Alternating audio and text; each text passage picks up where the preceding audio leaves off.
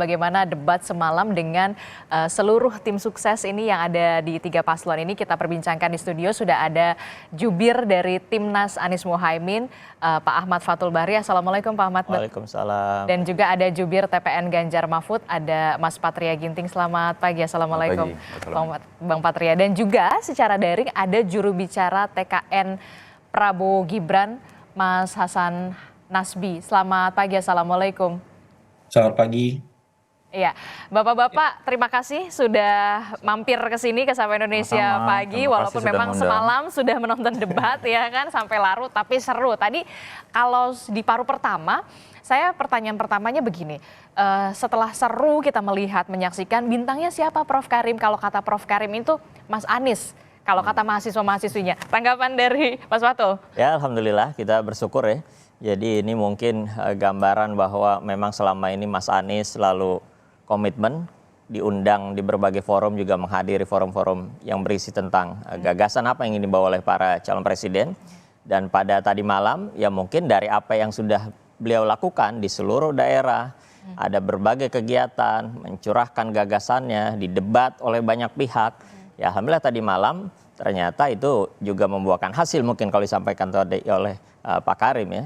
Ini kita bersyukur atas hal tersebut, tapi pada intinya ya ini jadi forum yang kita berdemokrasi secara baik semuanya, dan kita juga dudukan bahwa segala hal terkait Pilpres ini yang utama justru kita tampilkan apa gagasan yang ingin dibawa oleh para calon presiden, sehingga publik itu diberikan pilihan yang rasional, pilihan yang punya basis objektivitas, dan juga akhirnya juga punya gambaran bahwa ke depan mereka pun juga mengkritisi ketika nanti mereka menjabat, maka gagasan itu akan coba dilihat sebagai basis penilaian gitu. Dan ini kita bersyukur tadi malam bisa berlangsung lancar.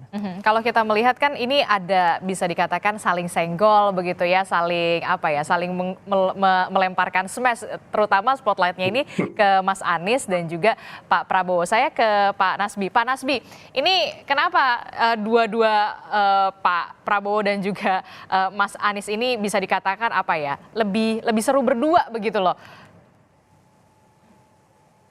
Kalau kita sih nggak ngelihat lebih seru berdua ya, kita sih menganggap tiga-tiganya seru semalam ya, karena ya berusaha menampilkan diri mereka masing-masing di dalam perdebatan.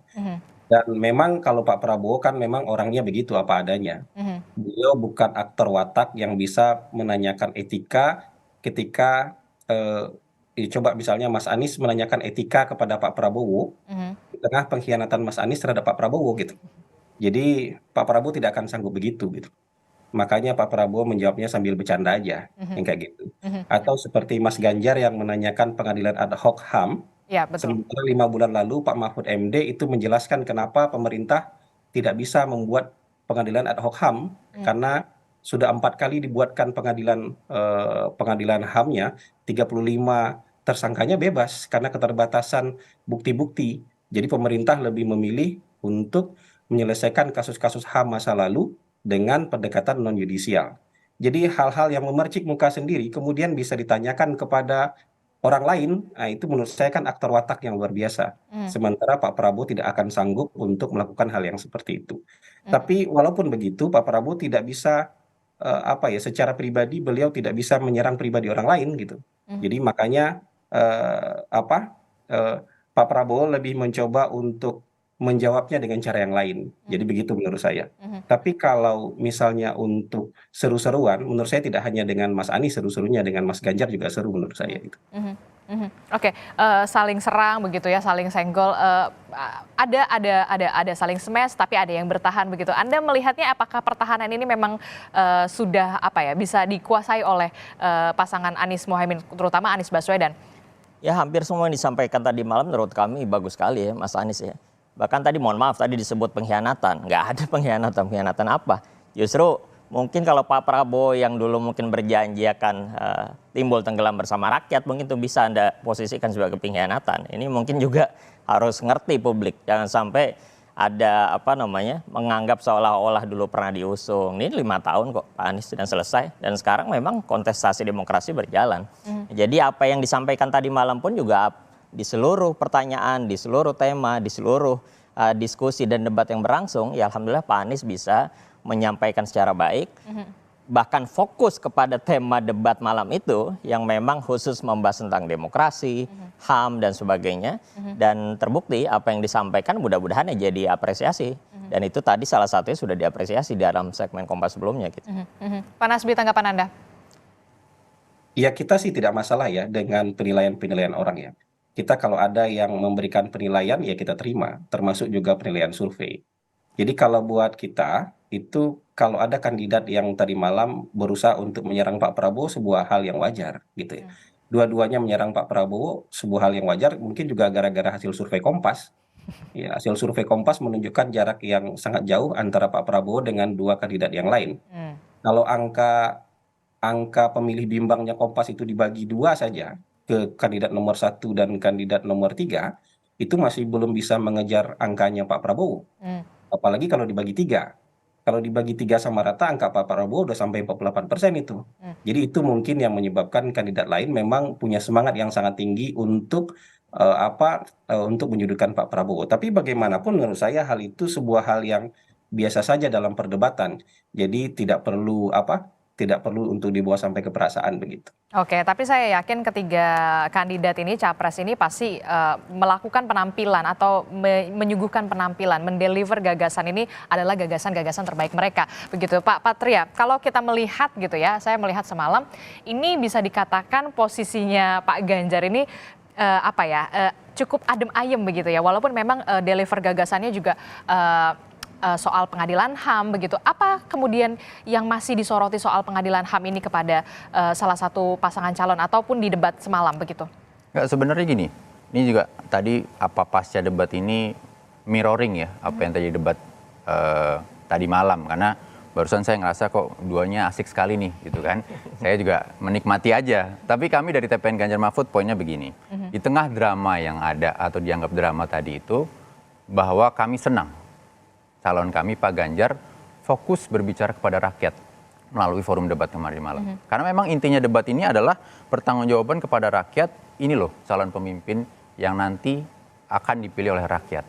Nah, dari situ kelihatan aslinya, benar seperti kata kedua narasumber lain, aslinya jadi kelihatan semua. Ada yang memang dia berbicara untuk memuaskan pendukungnya. Hanya fokus memuaskan pendukungnya saja. Topik-topiknya diangkat memang yang basis pendukungnya. Ada yang bicara tentang dirinya sendiri, memang fokus memastikan dirinya sendiri mau ngapain dan segala macam. Tapi kami senang karena Pak Ganjar fokus berbicara kepada rakyat.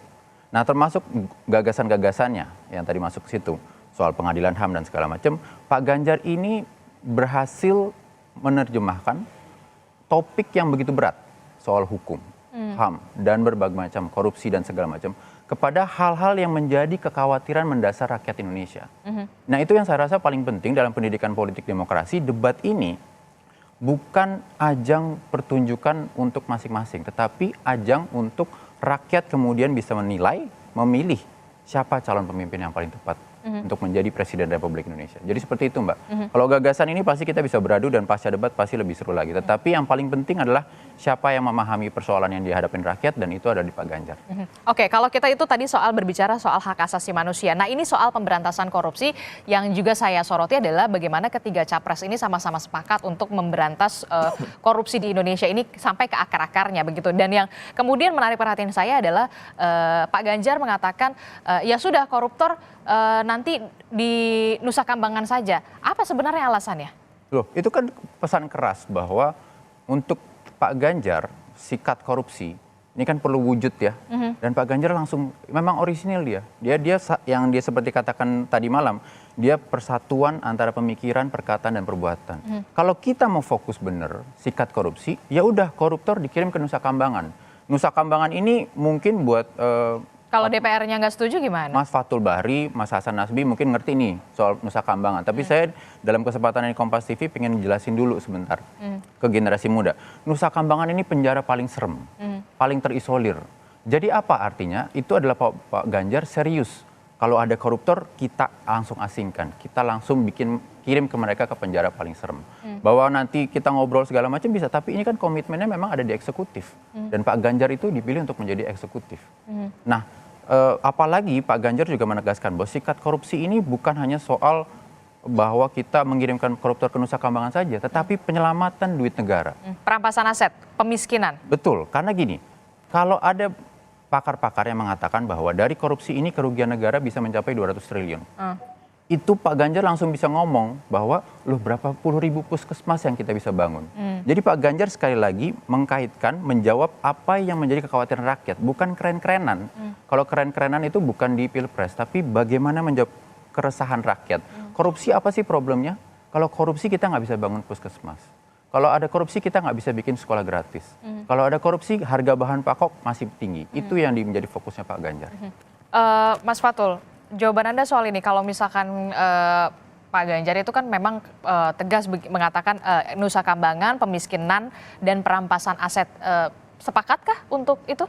Ya, dalam beberapa forum sebelumnya bahkan Mas Anies tegas betul ya, bahwa yang salah satu yang difokuskan adalah pemiskinan koruptor.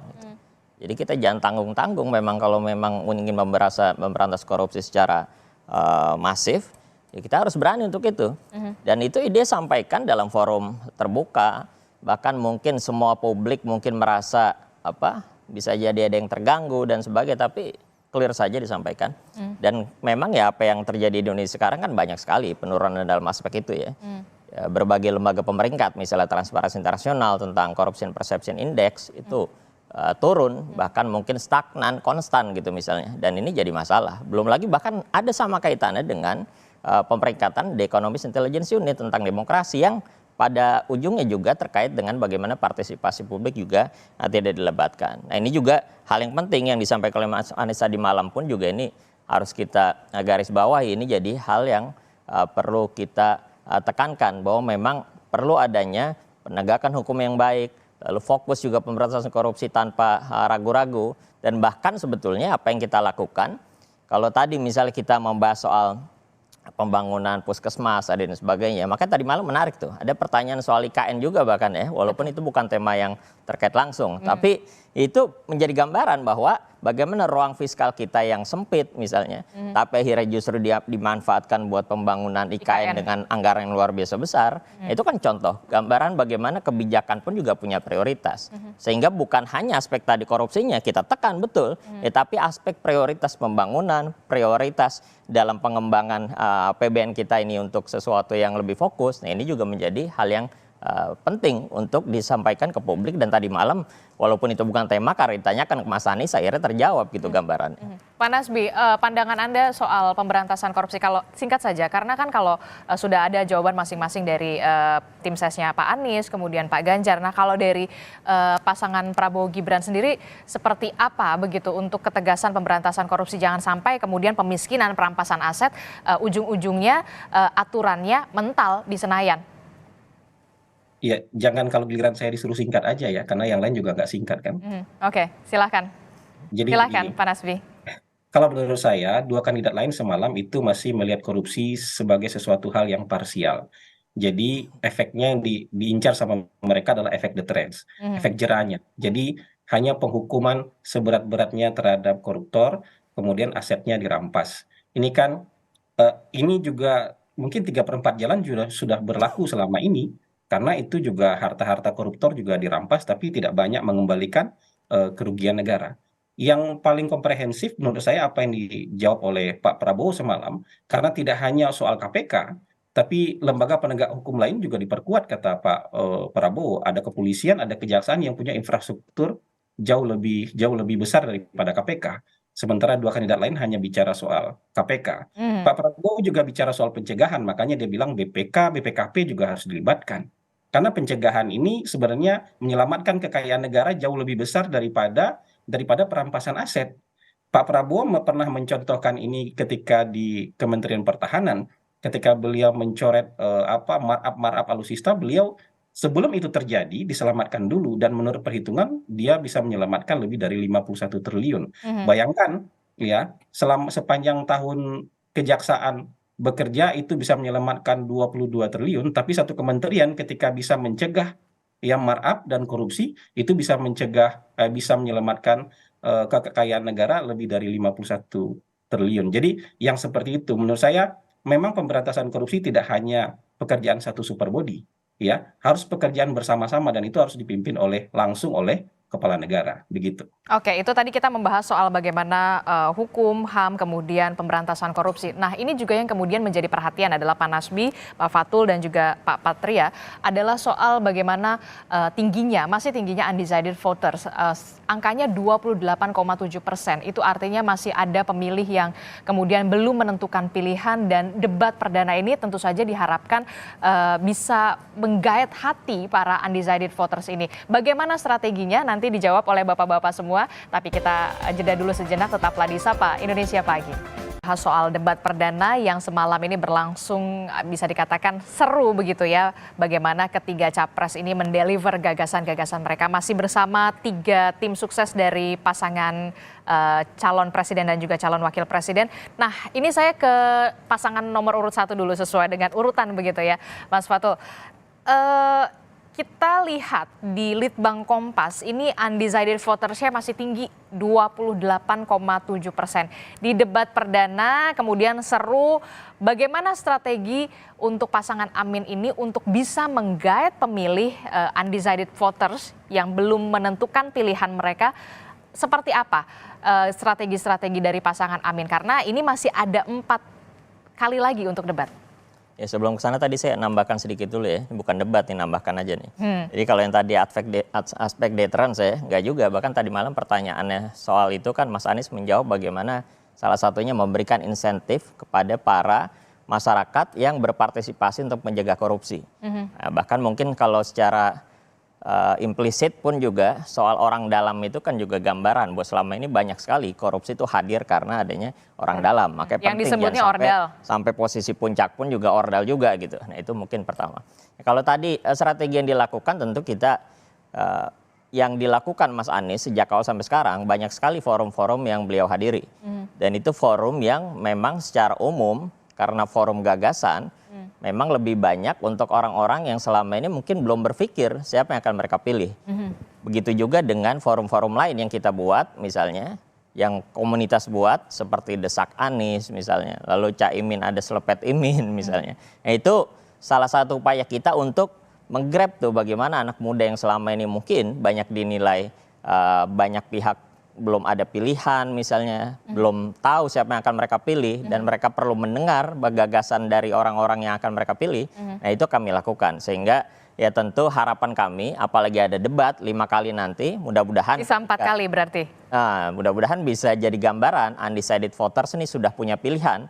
Ya kalau misalnya melihat tadi malam pun ya alhamdulillah kan pelan-pelan beberapa data, ada data drone emprit misalnya, ataupun tadi Mas Karim juga bilang seperti itu. Ini ada partisipasi masyarakat, lalu mereka punya apresiasi terhadap Anies, dan mudah-mudahan ini jadi gambaran bahwa nanti ketika pemilu mereka akan memilih Anies Baswedan, walaupun mungkin saat ini sebelumnya diposisikan nomor 3, tapi Litbang Kompas sudah mulai naik nih, kita jadi nomor 2 misalnya. Ya, mudah-mudahan nanti lolos putaran kedua dan kembali menjadi nomor 1, menang seperti dulu di DKI Jakarta, rebound gitu. Dan ini mudah-mudahan terwujud. Oke, Mas Nasbi, kalau kita lihat juga tadi sudah mengatakan dari pasangan urut 1 ini ada Desak Amin, kemudian Selepet Imin begitu untuk kemudian strateginya Desak Anies, maaf, untuk strategi menggait apa ya bisa dikatakan undecided voters yang menurut Litbang Kompas angkanya masih tinggi 28,7%. Nah, untuk pasangan Prabowo Gibran ini strateginya seperti apa untuk kemudian menggait undecided voters ini, Mas Nasbi? Ya, maksud saya tidak ingin mengkritik data Kompas soal undecided voters ya. Karena banyak pollster lain juga punya angka yang belum memberikan pilihan itu di angka di bawah 5% gitu. Tapi oke lah, kita bicara tetap ada orang yang masih bimbang dan ragu. Dan menurut saya angka itu pasti ada. Pasti. Cuman angkanya saya nggak yakin di atas 10%. Kalau melihat tren data survei yang ada selama ini. Nah, menurut kami debat ya, forum-forum ilmiah adalah salah satu dari mungkin belasan atau puluhan cara untuk mendekati masyarakat. Ya kan? Ada masyarakat yang ingin didekati dengan cara misalnya lewat adu debat gitu. Dan kita penuhi itu. Ada masyarakat yang misalnya pengen hanya sekedar ketemu. Ada masyarakat yang hanya mungkin sekedar bertegur sapa, sekedar foto-foto. hanya sekedar ingin mendapatkan kesempatan untuk bersama dan beramah tamah dengan kandidat. Ada banyak juga yang seperti itu. Jadi menurut saya dari sekian macam cara debat adalah salah satunya. Dan kita juga tahu sebenarnya berapa misalnya persentase masyarakat yang memang menunggu debat ini untuk memutuskan pilihan. Dan menurut kita itu tetap harus dioptimalkan untuk bisa misalnya untuk bisa menang satu putaran. Jadi menurut saya debat ini sangat penting ya, sangat penting karena menurut kita untuk menggenapkan menang satu putaran ya debat ini harus dioptimalkan untuk menggayat kalau misal menurut data kita mungkin sekitar 5% orang yang masih belum bisa diidentifikasi pilihannya apa. Kalau saya selalu menyebutnya itu sebagai unidentified voters, bukan undecided voters. Karena ini sebenarnya hanya keterbatasan kemampuan pollster untuk menggali pilihan-pilihan masyarakat. Karena di berbagai pollster kan angkanya beda-beda. Masa angka undecided voters beda-beda kan nggak seperti itu. Ini hanya keterbatasan pollster untuk mampu menggali pilihan responden. Ada pollster yang mampu menggali pilihan responden sehingga angka unidentified votersnya tinggal 8% misalnya. Atau ada yang tinggal 5%. Tapi ada yang mungkin karena tekniknya berbeda, angka unidentified votersnya sampai 28%. Gitu. Jadi menurut saya begitu. Tapi menurut saya yang sekarang itu yang akan berpindah itu nggak banyak lagi. Ya, yang akan bermigrasi itu nggak banyak lagi. Sebagian besar masyarakat sudah memutuskan pilihan jauh-jauh hari. Jadi mungkin kita akan berebut maksimal sekitar 10% aja untuk orang-orang yang akan berpindah. Karena banyak orang yang menyandarkan pilihannya ya kepada pilihan-pilihan tokoh misalnya. Kalau misalnya begini, orang yang menjadi pendukung Jokowi itu sebagian besar menyandarkan pilihannya kepada pilihan Pak Jokowi. Mereka percaya Pak Jokowi sudah membuat pilihan dengan pertimbangan yang sangat sangat matang, dengan cermat kepada siapa estafet ini akan dia berikan. Orang yang menjadi pendukung loyalnya Pak Prabowo, ya, itu sampai hari ini masih percaya dengan apa yang dijalani oleh Pak Prabowo. Ya, orang yang benci dengan Pak Jokowi, ya, tapi tahun 2019 memilih Pak Prabowo karena nggak ada pilihan lain, sekarang sudah memilih Mas Anies. Orang yang tidak suka dengan Pak Prabowo, dengan sejarahnya Pak Prabowo, tapi karena nggak ada pilihan lain dia menjadi pemilih Pak Jokowi, hari ini dia sudah memilih Mas Ganjar. Jadi menurut saya perpindahan-perpindahan ini tidak begitu banyak lagi, bahkan di kalangan terdidik sekalipun. Gitu. Oke, kalau menurut pandangan dari Mas Nasbi ini tidak terlalu banyak ya akan ada perpindahan-perpindahan suara, sudah banyak orang yang kemudian menetapkan pilihannya begitu. Nah, kalau dari pasangan Ganjar Mahfud sendiri seperti apa strateginya bisa menggrab begitu undecided voters yang angkanya 28,7%? Jadi kalau yang belajar pemilu ya, sebenarnya tahu bahwa walaupun angka terpapar depan kita segala macam, sampai nanti hari di TPS, bohong kalau ada tim yang nggak deg-degan. Semuanya pasti nggak bisa memperkirakan secara tepat apa yang akan dicoblos oleh rakyat. Karena tetap penentuannya di 14 Februari. Pasti semua deg-degan. 1, 2, 3 semua pasti deg-degan. Nggak ada yang nggak deg-degan. Dan di sini saya ingin sampaikan bahwa kita harus menghargai rakyat suaranya. Jangan kita anggap remeh. Kalau undecided itu artinya masih menunggu. Jadi masih ngelihat siapa paslon yang bisa menjawab kekhawatiran mereka. Mereka ingin pemimpinnya itu nanti bikin hidup mereka lebih baik, bukan lebih susah. Nah, untuk bisa tahu itu, maka mau nggak mau kita perlu pemimpin yang bukan jago dari balik podium, bukan jago dari balik meja besar, tetapi memang yang kesehariannya selalu turun, ngobrol sama rakyat, ketemu. Belusukan maksud Anda? Ya macam-macam, mau dibilang itu belusukan, karena selama 9 tahun ini gaya kepemimpinan seperti itu yang sudah membawa Indonesia menjadi lebih bagus. Dan itu memang adalah karakteristiknya Pak Ganjar, selalu turun, selalu ngobrol sama rakyat. Mau di warung kopi, mau di forum debat, mau di restoran, mau dimanapun.